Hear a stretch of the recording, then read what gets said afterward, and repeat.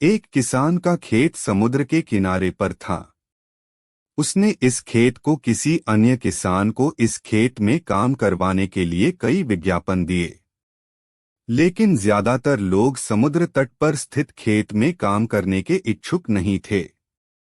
समुद्र के किनारे प्राय भयंकर तूफान उठते रहते थे, जो जानमाल और फसलों को नुकसान पहुंचाते थे। उस किसान ने कई लोगों को अपने सहायक के रूप में कार्य करने के लिए आरक्षण तक देने को तय था, परंतु सभी ने मना कर दिया। अंत में एक बुजुर्ग इस काम के लिए तैयार हो गया।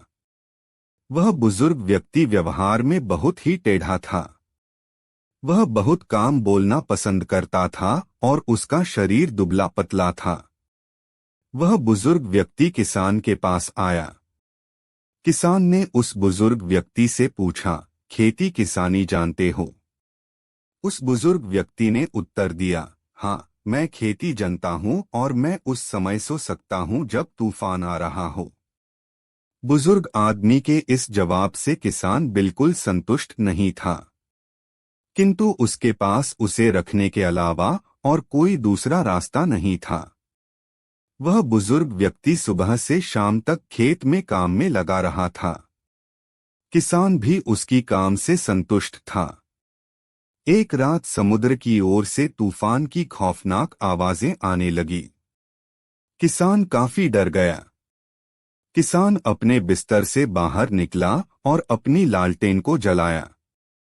इसके बाद वह किसान दौड़ते हुए उस बुजुर्ग व्यक्ति के पास पहुंचा। वह किसान बहुत ही नाराज हुआ, यह देखकर कि इतनी तूफान में वह व्यक्ति सो रहा है। उसको झटका देकर किसान ने जगाया और कहा, जल्दी उठो, तूफान आ रहा है। सभी चीजें को बांध लो ताकि तूफान उन्हें उड़ाना ले जा सके। उस आदमी ने करवट बदलते हुए कहा, नहीं श्रीमान, मैंने आपसे पहले ही कहा था कि मैं उस समय सो सकता हूं जब तूफान आ रहे हो। उस किसान को बुजुर्ग आदमी के इस दो टूक उत्तर से बहुत गुस्सा आया। वह तत्काल उसे नौकरी से निकालना चाहता था, लेकिन वह तूफान से बचाव के लिए बाहर भागा। बाहर का नजारा देखकर वह व्यक्ति आश्चर्यचकित और खुश दोनों हुआ। उसने देखा कि खेत की सूखी घास के ढेर तिरपाल से ढके हुए थे। सभी गाय अपने तबले में बंधी है और मुर्गियां अपने दरबे में थी, साथ ही साथ दरवाजे बंद थे।